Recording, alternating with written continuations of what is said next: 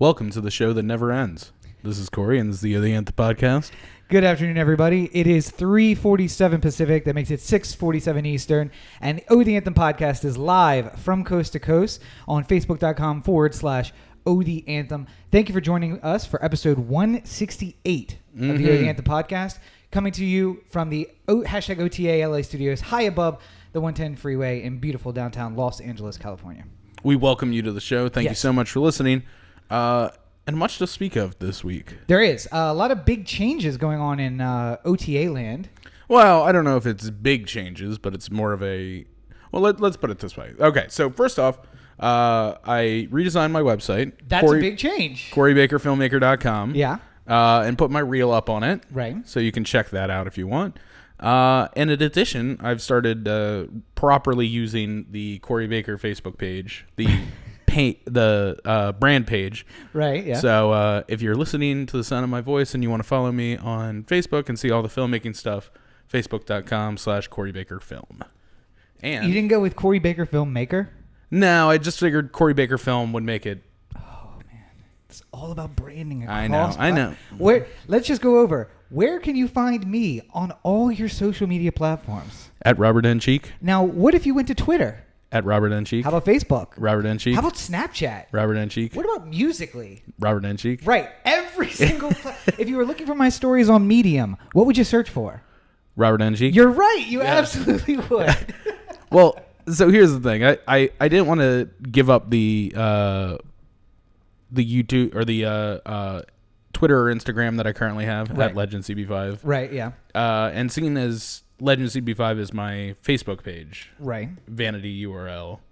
I don't know. It didn't see... Facebook, while it's important to be able to have a vanity URL that's easy to give out to people, it's not as important because you can just search for Corey Baker. True. And get it. And I guess if they search for Corey Baker Filmmaker, it'll still come up to Corey Baker Film. Yeah, because, I mean, the website's listed on there. So. Right, so it'll all be on there. I just prefer to brand the same across all platforms and literally just be able to say at Robert N. Cheek. No matter where you go, no matter what it is, it's always the same. Everywhere, you can always find me there. And I think we've talked about this before. Whenever a new social media thing pops up, I just go and get it.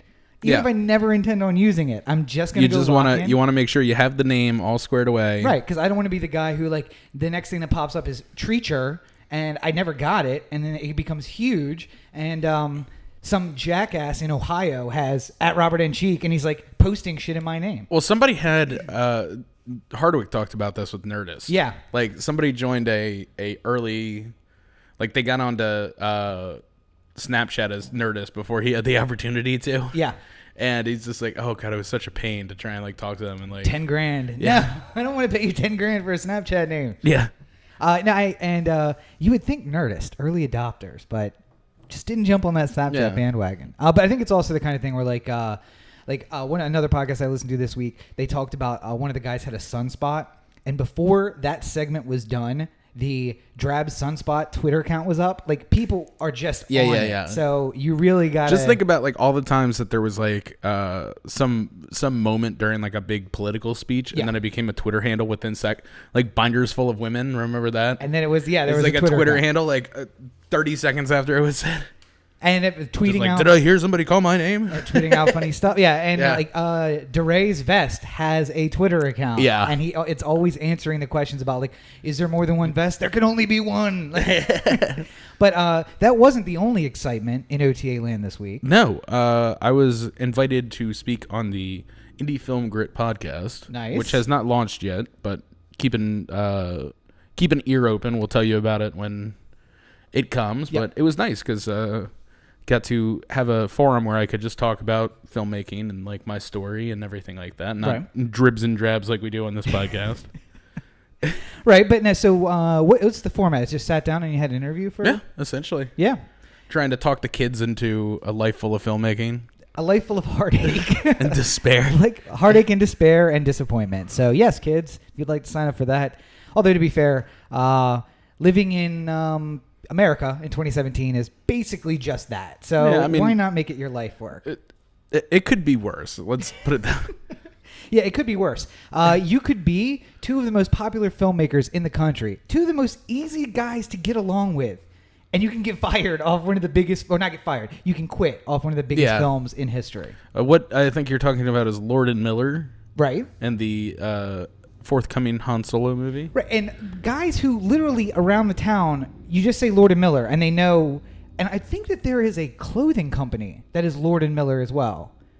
But maybe I could be wrong about that. Corey's going to fact check me. But nonetheless, around live fact checking around this town, Lord and Miller have come to mean, a quality picture, guys that are easy to get along with. Are you thinking about Lord and Taylor? Lord and Taylor. That's what I was thinking about. But that you guys that are easy to get along with, that are going to put out a good product, and that's why Lucasfilms chose them to do the new Young Han Solo, the unnamed. I love how they keep saying that. It's like it's not called Young Han Solo. Yeah, it's an unnamed Young Han Solo movie. It's the forthcoming Han Solo movie, which is due out in less than a year, and the production was 2 weeks from being finished when Lord and Miller. I'm going to say Lord and Taylor now. It's going to end up happening. Lord and Miller basically said, "Listen, Lucasfilms, our creative differences can't be. We can't clear the gap, so we're just going to can't overcome." Away. Yeah, it's weird though, because I think everybody in film, to a small degree, always has a fear that somebody's going to walk off. Right. That's always a back of the head kind of, because the people who work on films are freelancers. Right. So there's an awful lot of deciding what job you take before you take it too. And then if you get in on a job, whether or not you're going to stay. Now, more than likely, if you're on a Han Solo movie, you're pretty excited to be there. Right. And you're not they were excited to be there. But it just seems like there's a lot of we have no idea what the hell happened. No. Just that there were differences, and something tells me that Lord and Miller weren't able to make the movie that they wanted to make, and they were not going to sit around and let people take it from that. I do love that the first thing you said when we heard that news was, "Man, I can't wait for KCRW's The Business this week." And then it was on KCRW's The Business. By the way, if you're not listening to KCRW's The Business and you want to work in this business, you're wasting an opportunity.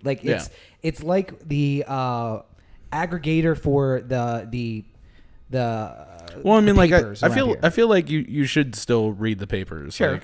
Go on Variety and Hollywood Reporter, and even to a lesser degree things like TMZ, and because it's good to know what's happening. But if you're gonna do one thing, listen to because then if somebody says "Did you hear what happened to Ben Affleck?" and you're like, "What?" But if you're going to do one thing, take 30 minutes and play it at 2.2 like I do, and then it only takes 20 minutes or 15 minutes, and just listen to KCRW's The Business. But basically, the news that has leaked out is that I said Lucas, and I was wrong about that, but it's Kathleen Kennedy at Lucasfilms. Not the Kathleen Kennedy who ran for governor of Maryland. No. But the Kathleen Kennedy who was a bit involved in Steven Spielberg pictures in the 80s and is now arguably one of the most powerful women in Hollywood because she runs Lucasfilms. Yeah. But apparently, she's as I said for Lucas, it applies to her. They are really cautiously guarding this IP that has been successful for 40 years. And Lord and Miller probably said, "Listen, we want to go a direction with this film." And they were getting near the end of production, and Kathleen was worried about what she was seeing. So there, without knowing more information, it's hard to really accurately determine what the problem was. Right. There's many stories. It's interesting. I saw something about Damien Chazelle talking about notes that he received on La La Land. Yeah. And some studio executive said, "You shouldn't make it about jazz. It should be something else." Right. Now, in the end, jazz favors prominently throughout the movie, and people really like the jazz. But they finally saw La La Land, so for free here at the beautiful apartment that we're in. Yeah, so. In the screening room. Yeah, which we have a screening room, so there's that. Yeah. But everyone laughed, and everyone was just like, "Oh, that stupid executive for pitching that horrible idea." But no director also comes out and says "You know what? Early on in the process, some executive told me that we should cast Emma Stone in this role instead of Kesha." Yeah. And man, was that a great idea. Right. I'm really glad we didn't go with Kesha. Who would have known what would have happened over the next period but of you're time? like, just like, oh, Emma Stone nailed it. We know it. Yeah. You know, like that was a real, no, you don't hear that one. You just hear like. It's easy to rip on those stupid notes, but you never hear about the good notes that make the film. Right. So this could go, I mean, like essentially what I feel is like it could go either way. Like it could have been Lord and Miller decided to do something that Lucasfilms really didn't want to do. Right. Like, did you know that Han Solo was a transvestite this whole time? It's just like, whoa. You can't be a tranny. Like, that's just not acceptable. It's like, it's my vision. And it's like, no, that's Han Solo. Can't do it. Can't do it. Can't do it. Played by and then they Harrison start Ford. shooting things where it's just like him going to the women's room and stuff like that. It's just like, what did we tell you about Han Solo? You can't, you know, like it could be that way, or it could be that they wanted to make a very reasonable move, and Lucasfilms was just like, no, that's a bridge too far. And it's like, I don't think it's untoward to have Han Solo learning how to fly. Right. It's like, no, he always knew how to fly. It's like, no, clearly you have to learn how to fly. Like, you can't, but you're not born with this information. So it takes you back to the Rogue One movie, which had very similar problems. Like a month from the end of production, there was definitely issues, and then after production, they went back in and did a lot of reshoots. Yeah. And people are saying, oh, here we go, the first original Star Wars franchise movie, and it's having problems. But did you see Rogue One? No. Okay, I loved Rogue One. I haven't seen any of them. That's right. You haven't seen any Star Wars movie. Yeah. Well, what I would say is, even if you've never seen a Star Wars movie, go see Rogue One, because it is everything that I would want from a Star Wars movie. It is Band of Brothers in the Star Wars universe. Isn't it? The whole South Park last season of South Park was dedicated to the good feelings that the Star Wars Rogue One made you feel. Oh, I have no but idea. without any of like the meat of it. Like it was just like that's where they came up with the member berries. I don't think I watched Like, the last season of South Park. Oh my god, it was so good. The last season of South Park, they had member berries. Okay. And like they would just be like, "Remember Chewbacca? Oh, I remember." No. And like these people are like obsessed with eating these things that make them think about the good times. Oh, wow. And it's like the whole thing was, it started with them like how upset they were at Rogue One. So it's like, it's a terrible movie. It just brings up all the things that you like and remember. No. So you think that it's a good movie. See, I didn't get that at all from it. I got it that it was a great standalone movie that is a prequel to the prequels, a prequel to the prequels. No, a sequel to the prequels, Right. but before the original three. But it's something that could be on its own stand as just a great space war movie. And it's Starship Troopers if it wasn't a campy B movie. Oh, okay. You know, so like you didn't necessarily like Starship Troopers either, Right. But I was super into it. So, But I also got it confused with the other movie that was like Dune. uh, The one with the Tim Allen? very similar name. Yeah, like Stargate Odyssey, Galaxy Quest. Galaxy Quest. There we go. Yeah, because Starship Troopers and Galaxy Quest basically the same movie. But I clearly.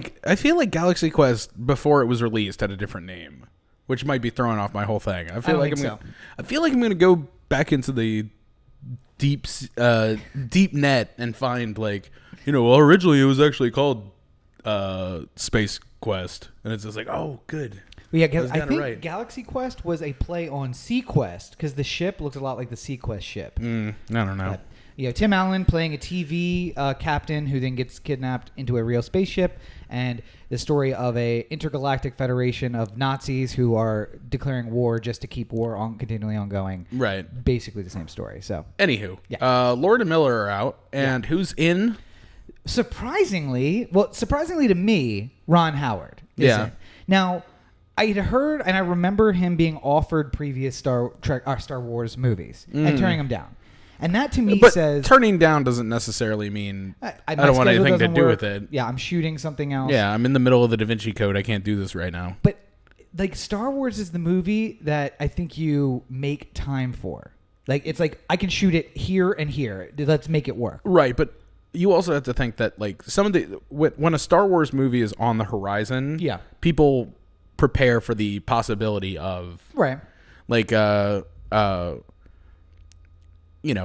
I wanted to direct a Star Wars movie and I know that they're going to start going into pre-production on one in 3 months, I'm not going to do anything for the next 3 months because I want to make sure that I'm open for it.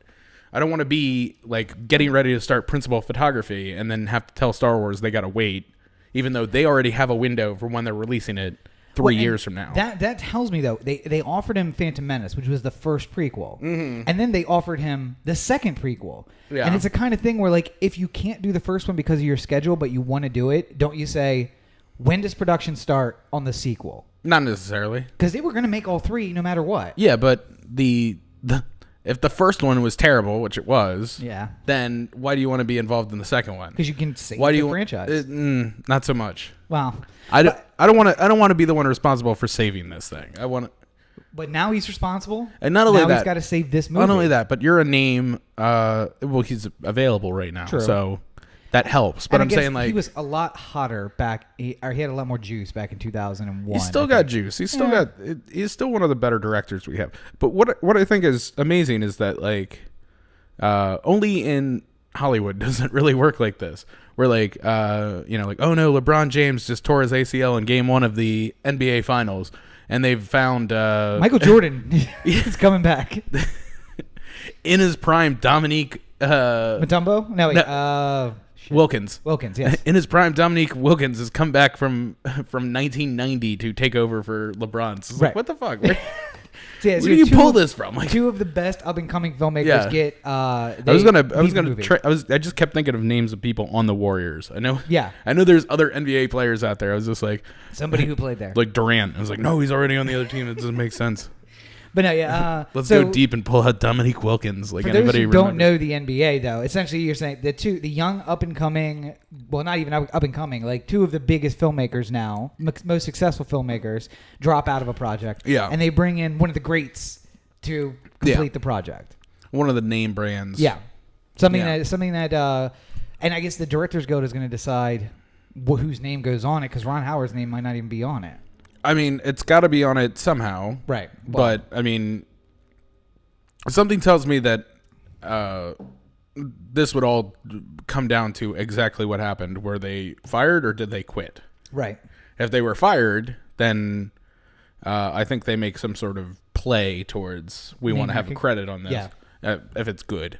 And if if they got fired, then Ron Howard becomes the director because... Or if they quit, Ron Howard becomes the director because maybe they don't want their name associated with it up front. Especially if they quit because that wasn't going to be the movie they wanted. Then I don't understand how it couldn't be that. Like, you mean if they quit? I guess there's a small chance that like they quit because like Kathleen Kennedy was just like walking down the aisles, or walking down the halls of Star Wars HQ every day, going like, idiots.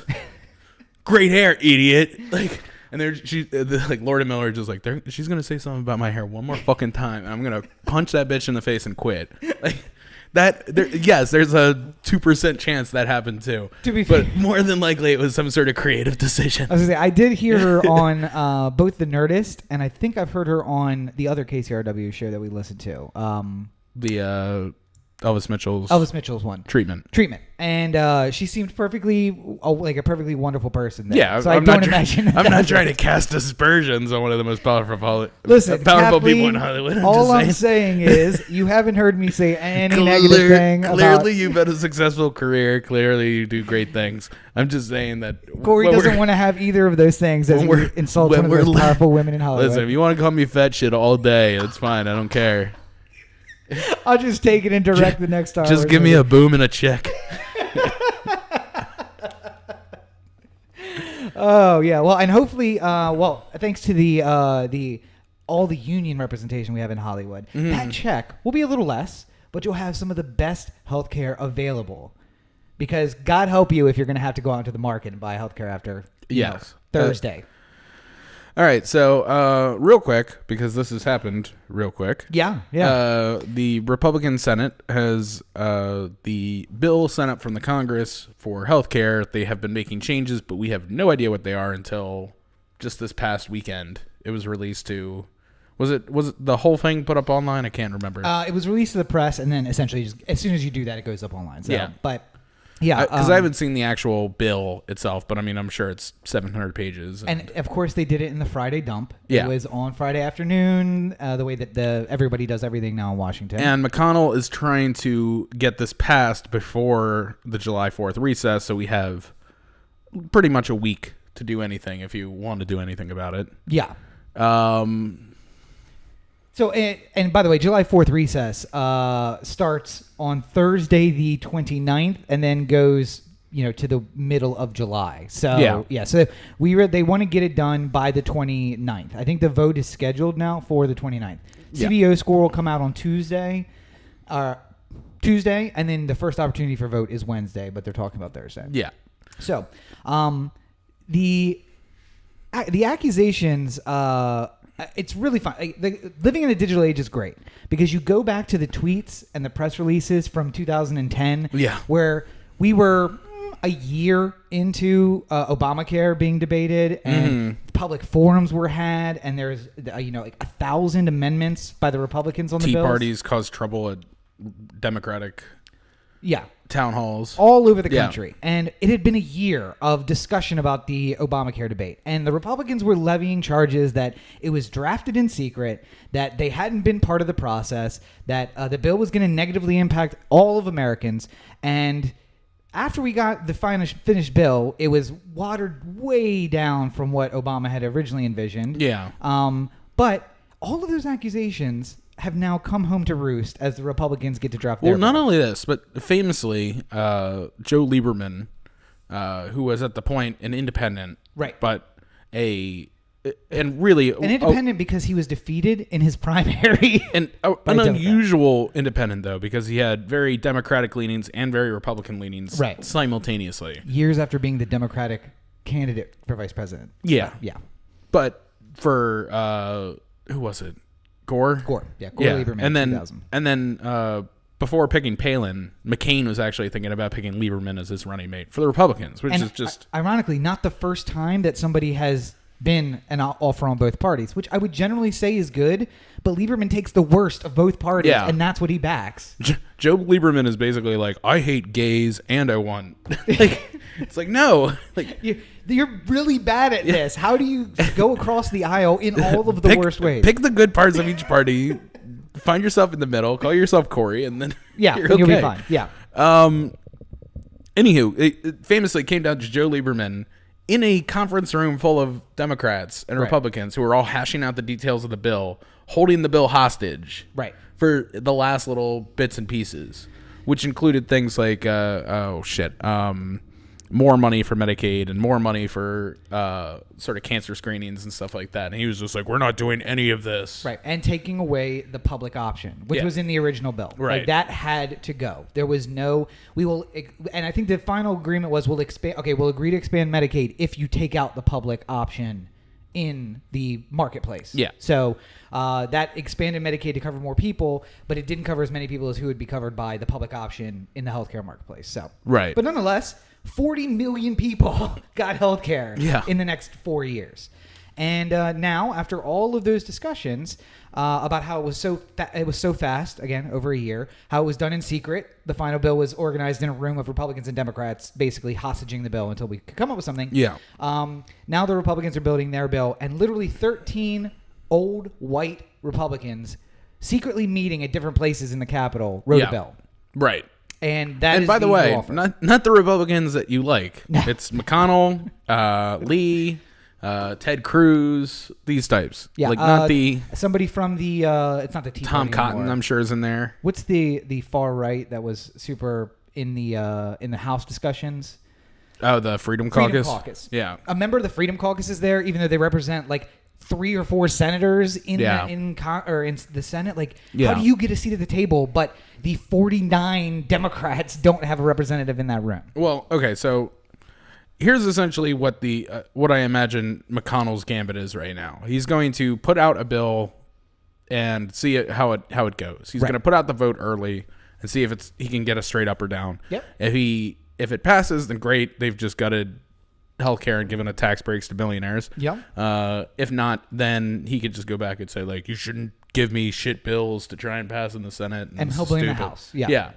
And doing it all in the cover of darkness allows there not to be much attention paid to the fact that they're discussing how badly they're going to gut healthcare. And keep in mind that they're limited in what they can do for this healthcare bill because it's part of a spending bill. The only way that they could get it through the House was they want to pass tax cuts. That's their number one thing. But before they can do that, they have to take care of healthcare. Right. Because that's such a huge part of the federal budget.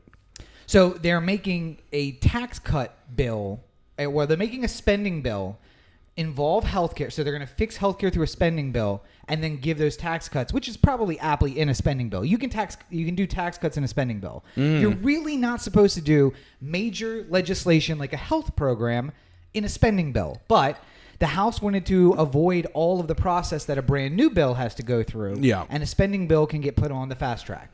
But not only that, because essentially if you boil down Obamacare, it was a tax on the higher percentage to pay for it. So to be able to take away everything that Obamacare did and give that money back, they have to do the same sort of thing. The problem is that there have been other bills that have been passed that made Obamacare more than just a spending bill. Right. And they're trying to wind all of that back inside of a spending bill. But they also want to make sure that it can be a straight majority vote in the House or in the Senate, which is what they're trying to avoid. The filibuster. They're trying to avoid the filibuster. They want to, if Pence gets involved and it's a 51-50, they're fine with that. Yeah.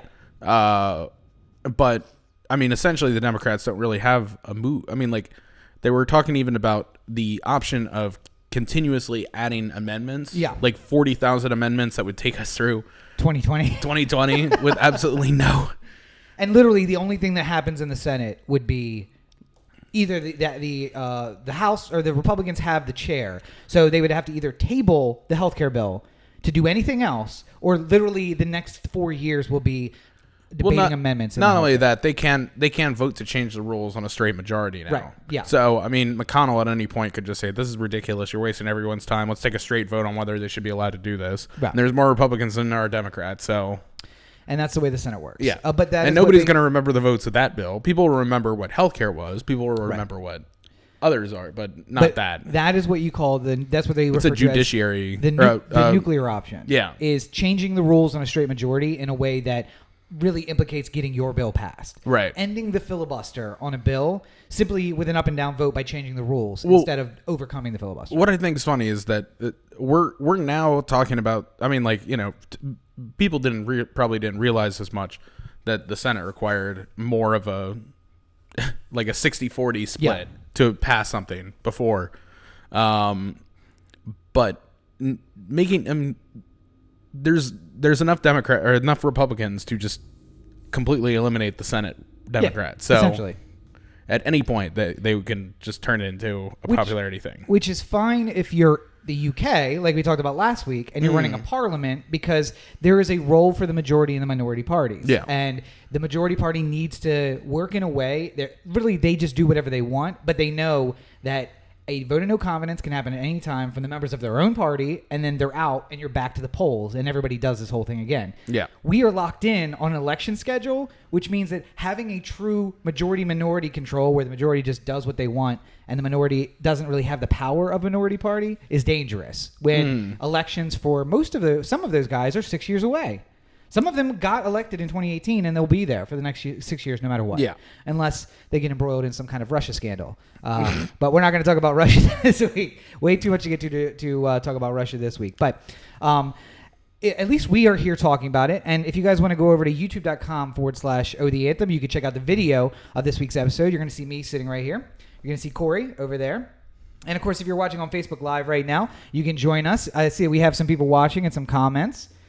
Kate Ruby says hi from Maryland. Yeah, so hi, Kate. Welcome. And the one difference that you'll have between us and the White House is you can actually see us on camera while we're discussing these things. And you can hear It doesn't audio. have to be just audio.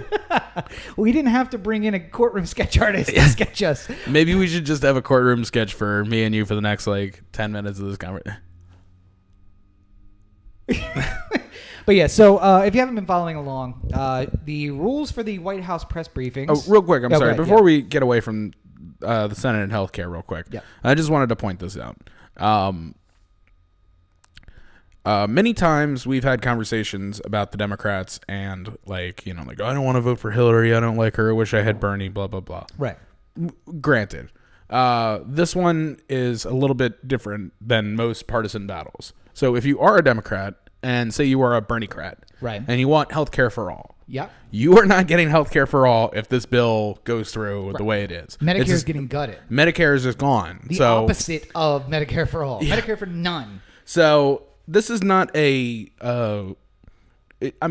granted, whenever the Democrats get their chance again, they're going to turn it, and then it's going to be a partisan battle between healthcare for all versus like an Obamacare legacy thing. Right. But for right now, the important victory is: do you want healthcare or do you not? If you do, then you got to support the Democrats on this one. If you don't, you're supporting the Republicans on it. Right. And I feel like the Republicans have, we've talked about this before, but drastically gone off message. Yes. What you should be talking about is this is unaffordable. We can't keep this up. It's having profound impacts on our national debt. And there's just no way to afford this. I'm sorry. Like it shouldn't have been promised to you in the first place because it's so... It'd be like saying every American gets ice cream sandwiches every single day. We don't have the money to give everybody ice cream sandwiches every single day. But... we spend $600 billion a year on the military. I'm not making that argument. I'm just saying that this is a huge tax burden on the country. I don't want to get into the healthcare discussion. It's not. It's really not.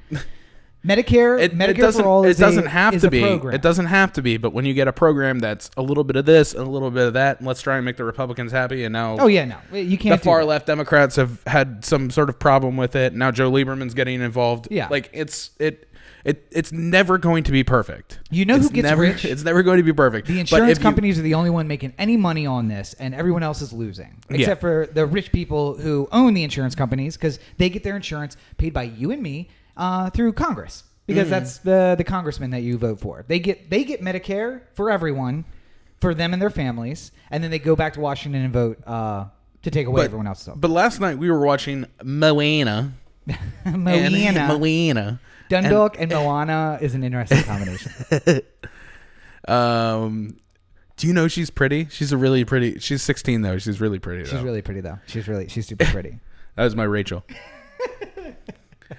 I don't think you have enough wine in your system to do a very good Rachel. But we just casually brought up like 29 million people might lose healthcare. Yeah. With this bill, and Rachel's like, wait, what? And she's the average American. Yeah. Though. Just no idea. No clue. Like everyone's just gonna hear about this like next week. And it's like, wait a minute, what? You mean to tell me that there's no public option for healthcare? Nope. Because it's going to be way too expensive. Unless you live in California. There is going to be huge increases to healthcare under work. And then there's going to be caps on the amount of total lifetime benefits. Benefits. So if you have cancer when you're 15, good luck. Good luck ever getting insurance again. Yeah. No, you can. Enjoy that. It'll be easy for you to get insurance after that. It'll just be, it'll cover nothing. It'll be dirt cheap and it'll cover nothing because they'll say, well, your lifetime limits was expended when you were 15. So what we cover now is parking at the doctor's office. So we cover your 1 yearly physical. Yeah, that's it. And if they find anything, good luck to you. Yeah. All right, sorry. It's going to be quite a check. Yeah. So I hope you got a good job. The economy's in the shitter. There are no jobs. All the good jobs are overseas. Or they've been phased out for machines because that's what we should be doing anyway. We're just not adjusting as an economy. So, or you can get a job building the wall. Oh, hey, you could get a job building the wall because that's going forward. Yay, $1 billion investment but it's going to be a solar wall. Yeah. So it won't cost anything. Right. And I like how he's trying to bring back coal jobs, and he's gonna have solar panels on the wall. Literally, the wall. If the wall was all solar panels, it would produce enough energy to fund everyone in the southern half of the United States. And he's bringing back coal for what? Because the rest of the grid can be powered by other means. Yeah. What are you doing? It's literally like he's just making up. Oh wait, yeah, he is just making up as he goes along. That's true. Yeah. But thankfully, the 74,000 coal jobs were saved. All I'd like to say, just as far as on that point, I'd like to say a quick thank you to everyone who bought in early on solar. Yeah. Because your ability to pay in early to a system that was very expensive and make it very cheap is why the people who traditionally thought of solar as like a big joke are now all clamoring to have solar panels on their roof. Yep. Like, like, oh, I just pay up front $10,000 and then I don't have to pay a monthly energy bill for 5 years. Yeah. Well, forever. They sell it as you never have to pay an energy bill again. Yeah, but I mean, like, after 5 years, you have to do repairs and replacements of panels, and it's not like a straight. Yeah, they're not telling you that when you buy them, though. Oh, I know. Just like you used to say when you were selling a used car to somebody, like, you're going to own this thing forever. As soon as you leave the lot, not my problem, though. I've been working here, and I don't see repeat customers because people buy Chevys from me, never come in again. It's the worst business model ever. But, we are just trying to I'm just happy to give people reliable cars. It's just part of my deal. Right. Somebody who is super reliable, somebody else who's super reliable is Sean Spicer at the White House. Reliable to a fault. Like, he's not going to be able to give you any evidence of anything he said, so you can't call him on it ever. Which is basically the only justification I have for why you wouldn't allow cameras or audio recording equipment at the press briefings. Right? Because then you can call everything fake news. You know what I like about this? There's a couple things. Number one, I guess I should put it this way. I don't like this at all because it's not great. Right. But the things that the industriousness is what I enjoy that has come from this. CNN puts in a sketch room artist to take a sketch of Sean Spicer.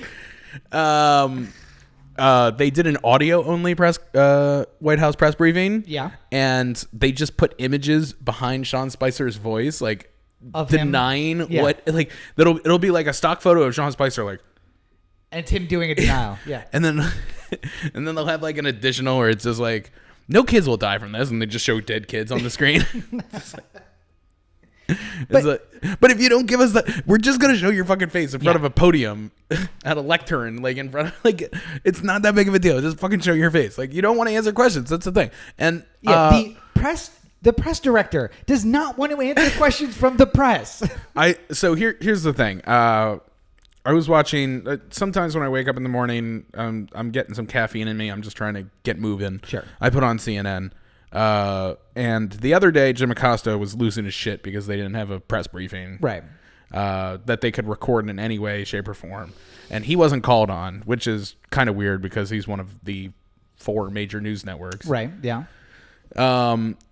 And he was just like, "This is ridiculous. It's unacceptable. I can't believe this." The fact that the White House press brief, who did get called on? RT, right? Breitbart, yeah. InfoWars. RT is the Russian news agency. Yeah. Breitbart of Steve Bannon fame. InfoWars, Alex Jones's news organization. Yeah. The one that was profiled on NBC at prime time on Sunday. Who then got scooped by the people they interviewed and were beaten out by America's Funniest Home Videos. Yeah. Oh my. How would you fix Megyn Kelly, by the way? Just quick sidebar. No, there's nothing. She is a turncoat, and no one is ever going to trust her. People on the right hate her because she left Fox News and talk shit about them when she left. People on the left don't trust her because she's been on Fox News for so long. Yeah. Her only hope is to leave and do a Katie Couric thing where she does something independently, builds back her reputation, and then go back to a network. But going from one network to the other, that was not the answer. Especially the two extremes. I mean, she was never going to make $17 million a year if she skipped to Yahoo for... Nope. Yeah. She wasn't, but sometimes you got to do what you got to do to try and keep your career on. Yeah. Because she'll cash those checks at NBC, but what's it matter if you're a laughingstock? Right. I would like to think that these news reporters really want to be news reporters and not just people who cash a check. Yeah. Anywho, the other day, like the day after Jim Acosta did his stand-up and lost his shit, they had a press briefing. And it was on camera. It was on audio, the whole thing. Sean Spicer was there. And he starts the thing by calling on RT, InfoWars, Breitbart. Yeah. They take questions. I don't know if you've watched a press briefing in a while. I watch them pretty often. But they take questions from like local stations. And local stations are oftentimes the most conservative news outlets there are. Yeah. And it seems like the local news outlets that they want to bring in through Skype are all like saying things like, "Everyone loves President Trump. What's he going to do to make people love him more?" Right. Yeah. It's like, you know what? That's a really great question, Jim. I'm glad you brought that one. Glad you brought that up. Yeah. Let me address that straight away. But then if somebody brings up a question, like, if Jim Acosta gets called on, he didn't get called on during that press conference. Yeah. But I'm saying, like, if he got called on, he was going to say, what the hell are you doing, Sean? Why aren't you calling on any of the major news networks that have been around for 150 years and people trust? CNN, but... Well, yeah, I know, but I mean, like, Fox and... Washington Post. Yeah, New York Times. Yeah. Wall Street Journal, even. I'm sure they have just somebody a there. newspaper, maybe, perhaps. Yeah. Like, they have newspapers there, like, but they won't call on any. That it's only the people they like, and they know... Yeah. It used to be fun when the press secretary used to call on somebody who would disagree with them. Yeah. Like, I can't remember his fucking name now for Obama, the first press secretary. Not Ari Shaffir. That's a comedian. No. Ari Schaefer. Ari... No, his name is Ari. I'm telling you. Ah, okay. Bald guy? Glasses? Whatever. Sure. Either way. It was Ari something. He used to call on Fox News, and Fox News used to be like, how does Obama feel that he killed 15 million babies this month and Planned Parenthood? And he's just like, all right, that's not what's happening. Let me explain what is happening. Yeah. And he used to like sort of break he would call on the other side. Yeah. All the time. All the time, because they have to have a chance to ask a question. Yeah. And if his response, they're sending a guy out there to get a piece for the press conference so that Sean Hannity could show it on the show. Right. And if Sean Hannity has a bit where the press secretary comes up and is just like, why are you killing 15 million babies with your Planned Parenthood? He's just like, I'm not going to answer your stupid, ridiculous question. Next. Then Sean Hannity gets to spend 20 minutes at the top of a show going like, oh, this is ridiculous. The White House doesn't want to answer questions. They know what they're doing is wrong, blah, blah, blah. You looking for it? Yeah, I can't find the guy's name. I know the one I'm thinking of was a Royals fan. Robert Gibbs?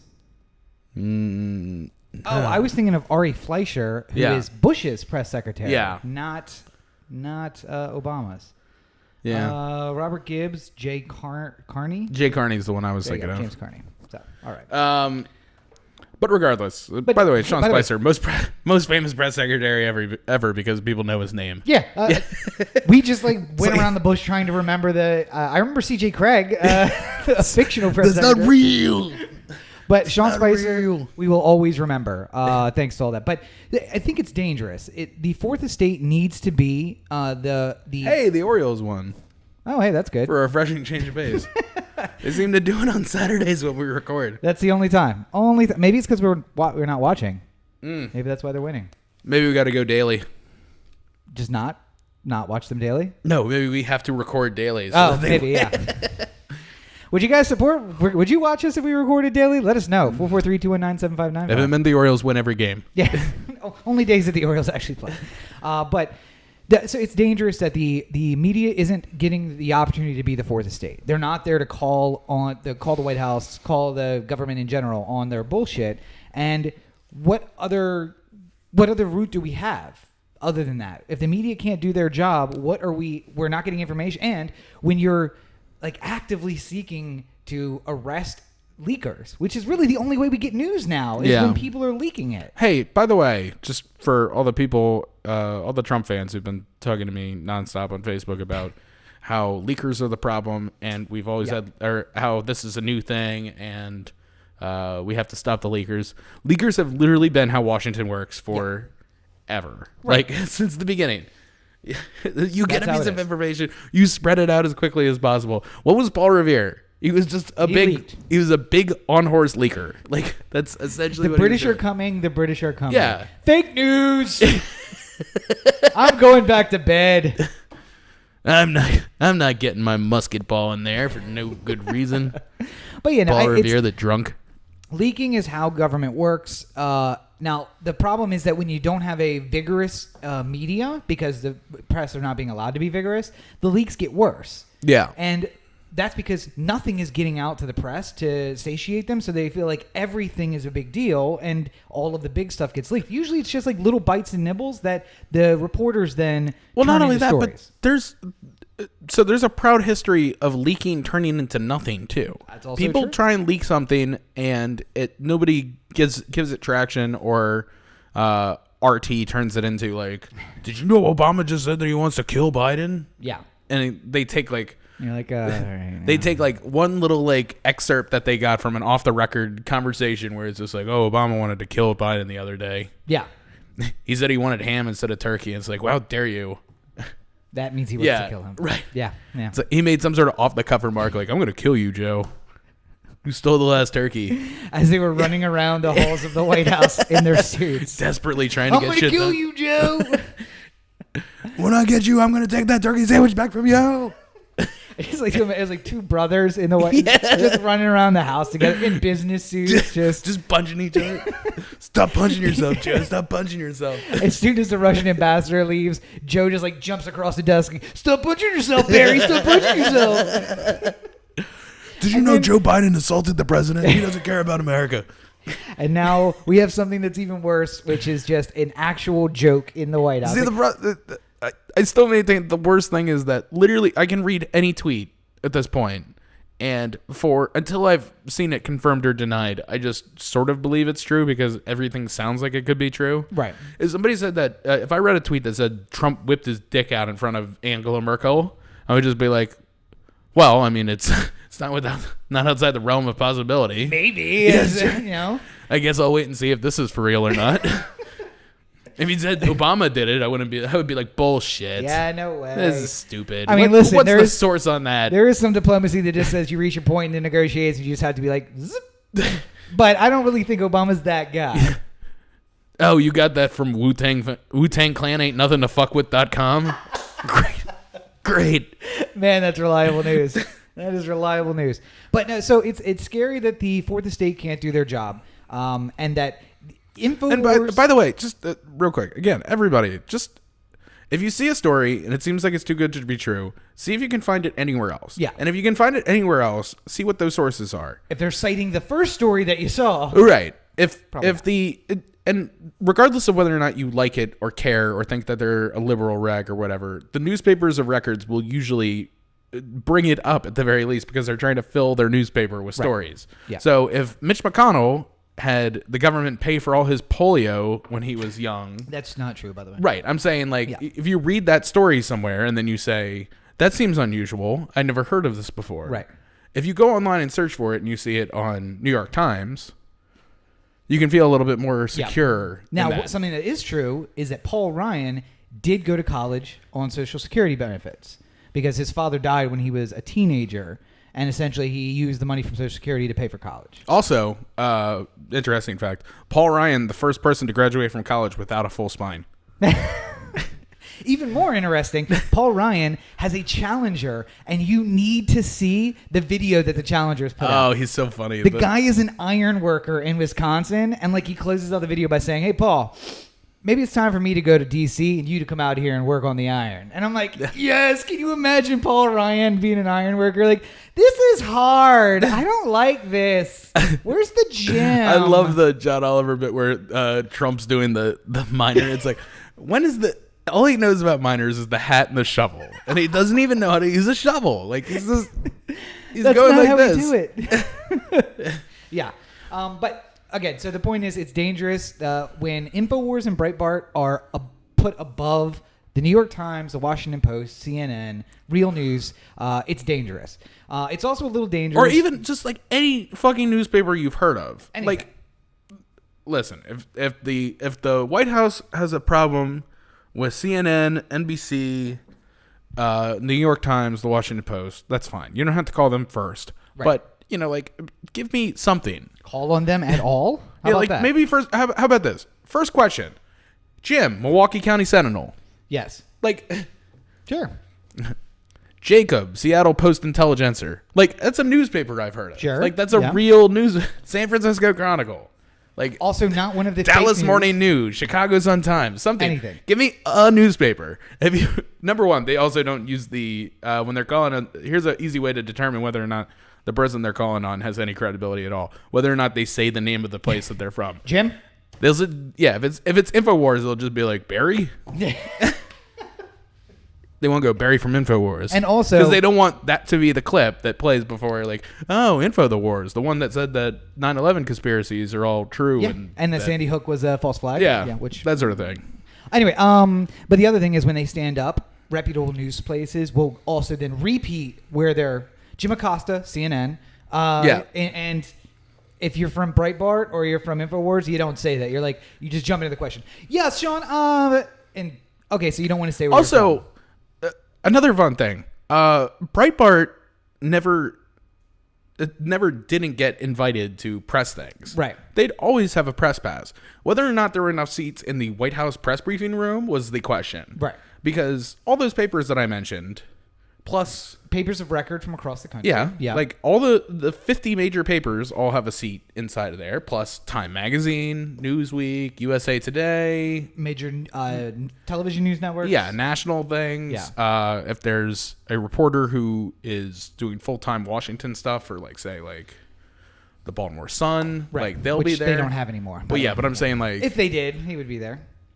Right, but there was never enough room to include InfoWars and Breitbart. Right.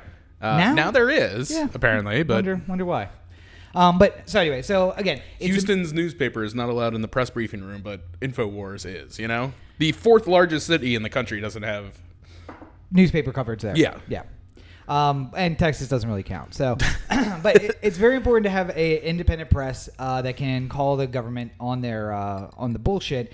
But it's also very important that the military power stays in the hands of the civilian control. And I just want to briefly touch on something which should scare all of you, which is the fact that the president has basically gone to the Pentagon and said, "Listen, I don't need the briefings. I don't need to order every strike. You guys just do whatever you think is best, and here's one signature on a blank page. Just photocopy that onto your orders, and you'll be good to go." Right. That's scary as shit. Because I don't know if you guys know this, but when you're a hammer, every fucking thing looks like a nail. And when you've been in the Air Force for 50 years, you start thinking that the answer for everything is, let's go bomb the shit out of it. Yeah. And usually it's the Cuban Missile Crisis. Not only that, but another side thing. Nobody voted for Mad Dog Mattis. No, absolutely not. Regardless of who, what you think of him or what you did, nobody voted for him. And if Trump was going to say, "I'm going to let Mad Dog decide everything," right, then I think people would want to talk to Mad Dog about, like, what he thinks, what he does, right. But no, nobody gets that. Nobody gets to interview him. Nobody gets to figure out, like, what makes him tick. He's not going to give up anything because he's just a general political operative, a lifelong general. Yeah. Who they had to change the law to allow to even be Secretary of Defense. Right. But here's my point. You know about the Cuban Missile Crisis. Yes. Cuba, for those of you who don't know, Cuba put Russian missiles in for 13 days in October of 1962 or 1963. 62, because he was assassinated November 63. So it would have been 62. Yeah. But it looked like we were on the brink of war with Russia, that the Cold War was about to get hot. Now, the Army had prepared a landing force to invade Cuba. What do you think that the head of the Army wanted to do? Invade. Yeah. The Air Force had brought a whole bomber wing into Florida. What do you think that the Air Force wanted to do? Invade. Well, no, they just wanted to bomb the shit out of the place. The Navy was establishing their quarantine zone around, and what do you think that their response was to any ships that come to the quarantine line? Take them down. Yeah. And the one thing that you had was John Kennedy, a civilian, although he formerly had military experience, Robert Kennedy, a civilian who didn't have any military experience, sitting in a room in the White House saying, looking at each other and being like, we cannot be the cause of the world blowing up. You cannot invade Cuba. If you invade Cuba, it's going to cause war with Russia. You cannot bomb Cuba. It's going to cause war with Russia. If John Kennedy had signed a blank piece of paper and shoved it on over to the director or Secretary of Defense and said, listen, do whatever you want to do, and then Cuba Crisis the Cuba Crisis comes up in the fall, they are organizing a sea, air, and land invasion, which causes World War III. Most likely, Russia and U.S. have a nuclear exchange, and we might not be here today. Yeah. Also, fun fact: North Korea is constantly fucking just like flipping off the bird to American military intelligence, going like, "Go ahead and fuck with us." And I can guarantee you that every general in that room is saying, it's time to take them down. Yeah. What do we have all of these guns for if we're not using them? Let's go. We can invade easily. It'll be fine. We can nuke them first. Yeah. Let's nuke them first. Then we'll send in the Marines and everything will be fine. Yeah. And not to mention, the 2 million American losses during the invasion. But those boys knew what they were signing up for. Like, right. This is what happens when you put military guys in charge. Having the civilian control is, wait just a second there. Do we have any other options other than, dropping a nuclear bomb on Pyongyang? And I don't know that Mad Dog is crazy enough. I mean, his name's Mad Dog. Yeah. But crazy enough That's usually a good sign of craziness. Does he have the balls to authorize an invasion of a foreign country without running it past the president first? Maybe, maybe not. Maybe it's the kind of thing that you start the operation and you go to Trump and you say, well, sir, I'm sorry. You gave me the authority and it's already underway. There's nothing we can do. Or if I'm the president and you're the person responsible for making up all my military decisions, right, and you come to me and you say, this North Korea thing is a problem, I'm ready to take care of it. Right. And I say, yeah, sure, let's do it. I don't ask for details. I don't ask for what's happening. You don't come up and tell me, like, all right, what we're going to do is a 3-pronged attack. We're going to take the South by boat, make sure that they can't get out. Nah. As the president, I want to hear that. Yeah. Trump does not want to hear he doesn't care. He doesn't. It reminds me of President McBain from the Simpsons movie. Sir, we've come up with 5 options, each more horrible than the last. Option 3. No, you don't want option 3. Option 5. Nope, not option 5. 1. And you see him like inch the 1 up, and he's like, option 1. He's like, do you want to read it first? No, the people elected me to lead, not to read. Like, okay, good. So let's just do that. That's what. And once again, the Simpsons did it. They have predicted. They predicted the way that we are running our entire military, and if that doesn't scare you, well, it really fucking should, unfortunately. Yeah. So one thing I want to get into in just the last couple of minutes that we have is we had an interesting discussion last night about the opioid epidemic and how we could do something about that problem. And I offered you a hypothetical. Yes. And I'm going to re-offer that now, and we're going to discuss. So, trigger warning for anybody who has a history of opioid use, whether that's painkillers or heroin. We're going to be talking about using that. So, if it bothers you, you may not want to listen. But so, what if the government paid for places where someone could go there, they could get heroin, use it at the facility. Right. And so that way they have a supply that's not laced with fentanyl. The heroin is government clean or whatever you want to do. I mean, listen, we're controlling Afghanistan, the world that produces 90% of the world's opium. We can do it. You get a clean needle every time, and you have a safe place to be while you're waiting for the effects to wear off. And then just like a big circle. You come in, you sign all the paperwork. You get like a little briefing where they tell you that this is addictive. Just so you know, you don't want to just mess around with this. Yeah. And that you're endangering your life every time you do it, and there's a chance of OD and blah, blah, blah, blah, blah. But here's the heroin, here's the needle, go sit down, enjoy your time, and then come out. Would you support that kind of program? Yes, because I'm in support of any program that will allow people to have the safest environment to use drugs if they're going to use them. Right. And that was my argument.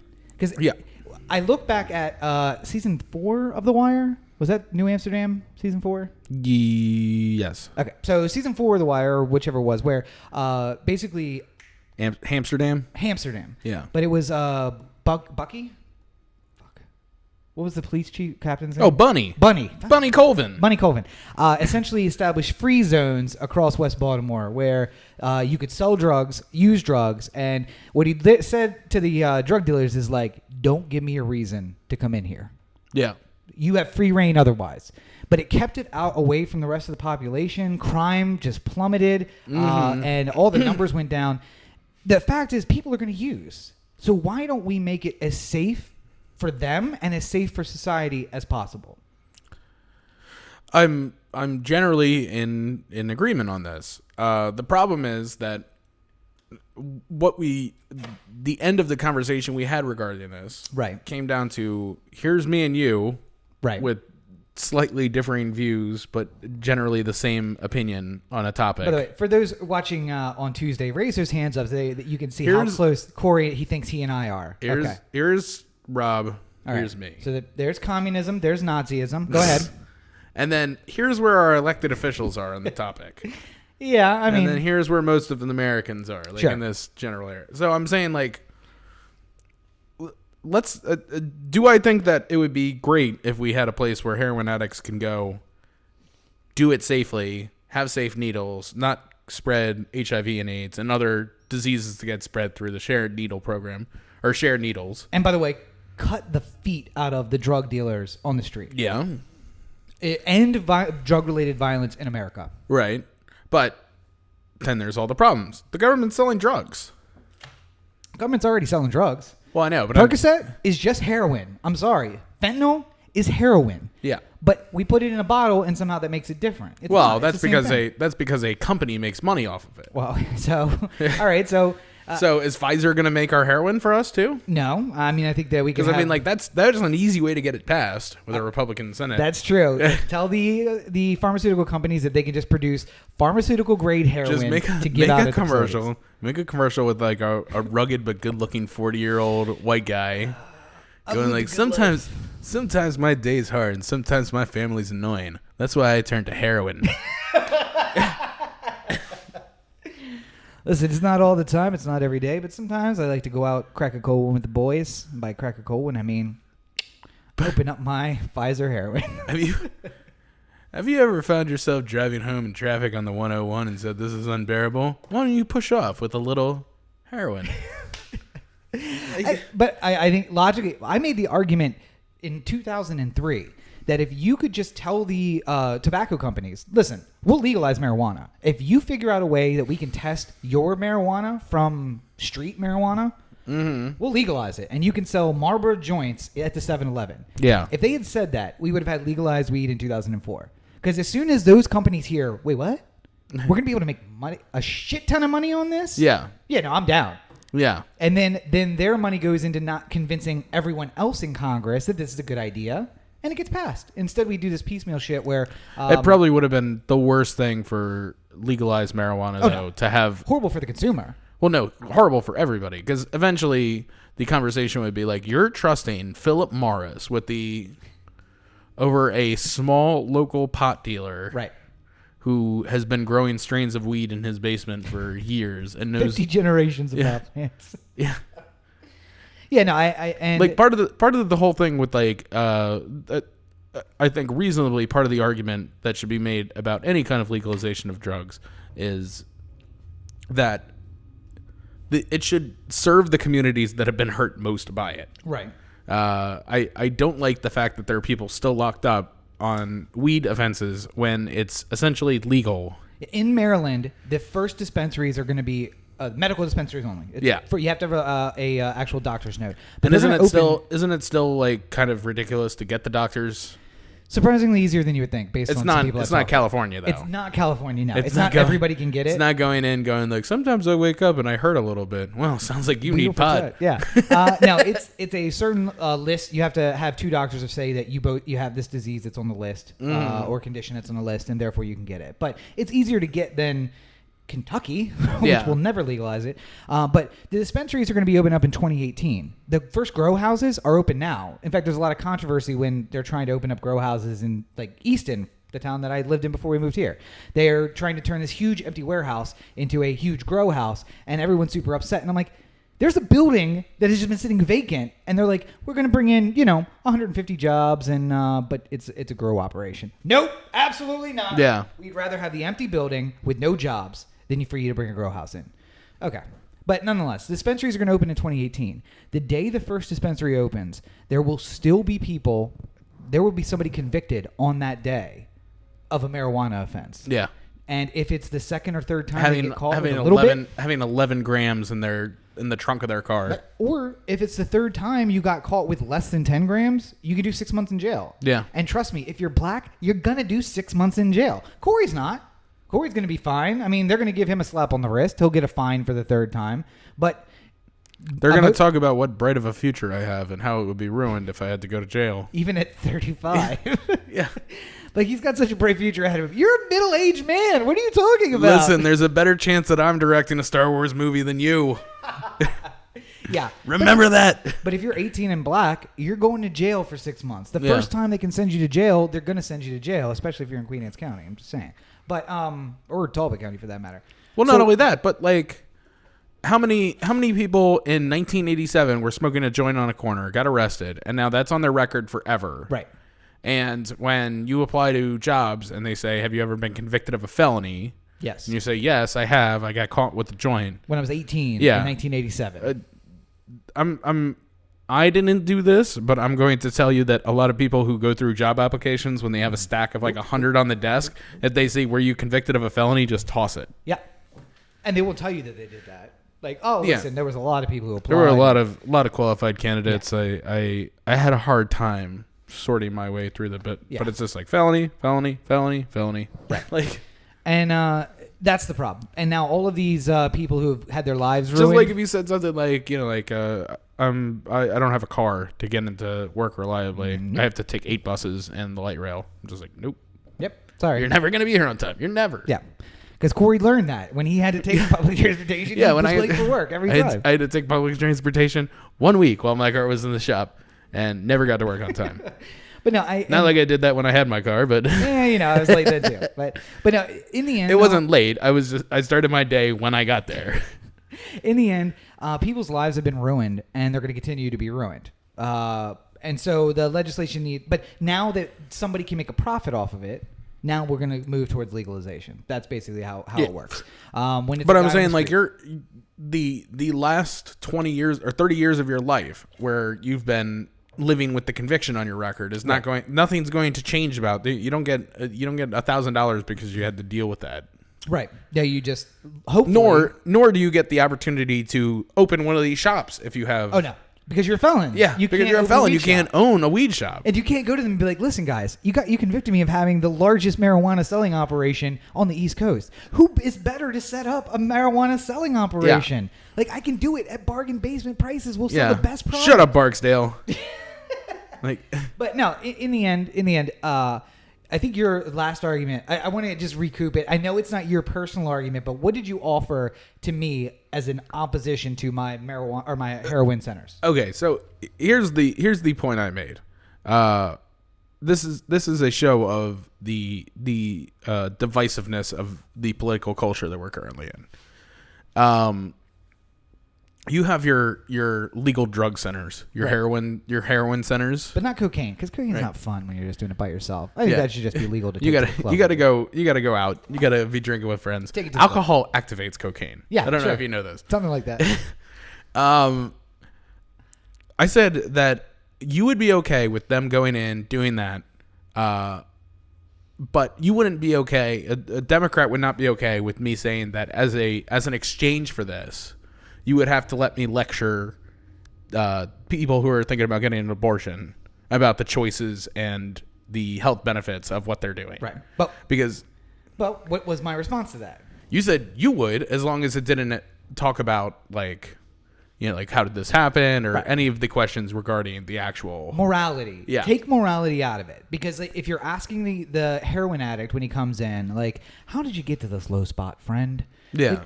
No. If you're telling them, listen, taking heroin endangers your health every time that you do it. You could die at any time. And although this is a safe facility, nothing's 100%. You could die here. Yeah. And if you choose to make an educated decision, like, you could misinject yourself and air bubble to the heart attack, you're dead. Just outlining the risks. Yeah. And not that that's going to stop anybody from using heroin. Yeah. But it's trying to educate and move things forward.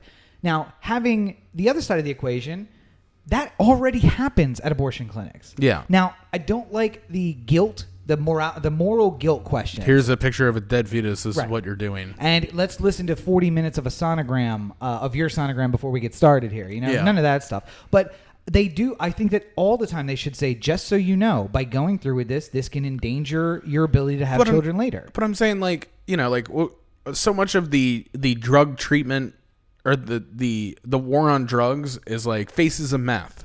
Right. Like, let's show the mugshots of somebody over the course of 5 years. Every single year they've gotten arrested, and look how much more haggard they look. Yeah. This year than they did 5 years ago. She was a damn model when she started. Now she looks like Cletus the slack-jawed yokel's wife/sister. Is anything going to stop a heroin addict from using heroin? No, but I'm saying I would say that if there's any chance of getting somebody to stop, it's having a real conversation about what the implications are. Right. which we can do without being judgmental. We can give you like honestly, I don't even mind the pictures up on the wall that show this is what heroin does to your body, right? Because that is a health warning. That's but saying, you would not judging be okay with a dead fetus on the wall saying this is what you're doing. It's different. If you show me a picture of a woman who had an abortion, which at 22, isn't technically moral, it's just saying this is No. you're getting rid of this. No, it's different. Showing a heroin addict a picture of somebody in the first 5 years of their heroin use, fine, because it's showing them what the heroin's doing to their body. Yeah. The exchange for that is you put a picture of a woman at 22 and a picture of a woman for the next 5 years who had an abortion at 22. How is she going to look any different? No, she's going to look a little bit older and therefore undateable to Rob. Maybe when she crosses 30. That's really the But no, in the if end, it's though, 18 to 23, it's not really that big different. of a deal. It's different picturing. It's about showing that how will this implicate your health? That's what I'm saying. Right. Warnings to the heroin addict that this is how it implicates your health. Warnings to the woman getting an abortion. This is how it implicates your health. Because, by the way, getting an abortion can make it harder to get pregnant later. It can impact your fertility for the rest of your life. It can cause miscarriages down the road. It can mean that you will never have the opportunity to bear a child. I'm all about informed consent. So that's really what both of these things are asking for. I don't judge the heroin addict for using heroin. I don't make it a morality argument. I say, just so you know, these are the things that may happen. I'm giving you informed consent to undertake an activity. The same thing with abortion. I'm not judging you on you being here. I'm not judging you on why you made this decision. I'm saying these are the possible outcomes. It could be you. It could not be you. Know that before you go in. That's but I'm saying that the problem that we're having here, much like we were having with OC toplessness when we were talking about that. Make sure you check out episode 165 for that lovely discussion. It's because we were talking about, we both agreed essentially on the issue. Okay. We just disagreed on the manner of which it would be instituted. I think that women but are I'm saying, equal citizens. You think that they're second-class citizens. I didn't say need that. to wait on rights. No, I didn't say that. But the thing that I'm pointing out here is that Chuck Schumer, Democratic senator from New York, and Tom Cotton, Republican senator from Alabama, are not going to agree on this. And there is no way. There's no way. No, they're not. Tom Cotton is going to be all for anything you want to do in an abortion clinic to try and keep people from having an abortion. You have to have the sonogram earphones in while it's under you're taking and it. Schumer would prefer that nothing happen. Right.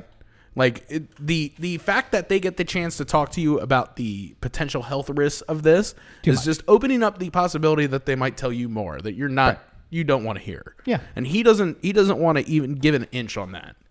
And I can see that perspective. Right.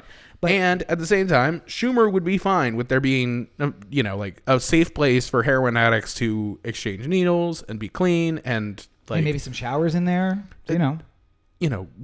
Work towards getting clean. Like you can go in the door, offer people rehab if they want it. Yep, go in the door to use, or by the way, go into door number 2 and a van will take you to a rehab now. Or you go through a really bad trip in the middle of the room and it's just like, why don't you come with us? Yeah. Why don't you come to the rehab and just see what it's like? Yeah, absolutely. Do you really want to be like this?